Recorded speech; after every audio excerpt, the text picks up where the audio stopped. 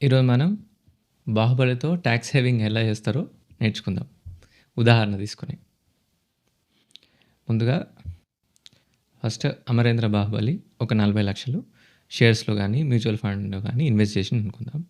ఒక 1 ఇయర్ తర్వాత ఒక 5,00,000 ప్రాఫిట్ వచ్చిందనుకుందాం. అయితే ఈ 5,00,000 ప్రాఫిట్ మీద ఒక 1,25,000 వరకు ఎగ్జెంప్ట్. అంటే దీని మీద ఏం ట్యాక్స్ ఉండదు. ఫస్ట్ 1,25,000 మిగతా 3,75,000 మీద ట్యాక్స్ పడుతుంది. ఎంత పర్సెంటేజ్ అంటే 12.5%. ఇది మోర్ దెన్ 1 ఇయర్ హోల్డ్ చేసినాం కాబట్టి ఇది లాంగ్ టర్మ్ క్యాపిటల్ గెయిన్ కిందకి వస్తుంది. సో ఓవరాల్గా మనం ఎంత ట్యాక్స్ కట్టాల్సి వస్తుంది అంటే 46,875 రూపాయలు ట్యాక్స్ కట్టాలి. కానీ మనం ప్రాపర్గా ప్లాన్ చేస్తే ఈ ట్యాక్స్ కట్టకుండా ప్లాన్ చేసుకోవచ్చు.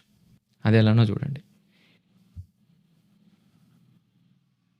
ఈ 40,00,000లో కొంచెము వాళ్ళ ఫ్యామిలీకి గనక గిఫ్ట్‌గా ఇస్తే అవి ట్యాక్స్ ఫ్రీ అవుతాయి. ఎట్లనో చూద్దాం. ఇన్‌కమ్ ట్యాక్స్ సెక్షన్ 56 ప్రకారము ఇలా ఇచ్చినవి ట్యాక్స్ ఫ్రీ కిందకొస్తాయి. అంటే తీసుకున్న వాళ్ళు ట్యాక్స్ కట్టాల్సిన ఏం అవసరం లేదు. సో ఎవరెవరికి ఫ్యామిలీ మెంబర్స్ అంటే వీళ్ళ కేసులో శివగామి వాళ్ళ మదర్, దేవసేన వాళ్ళ వైఫ్ అండ్ శివుడు వాళ్ళ సన్.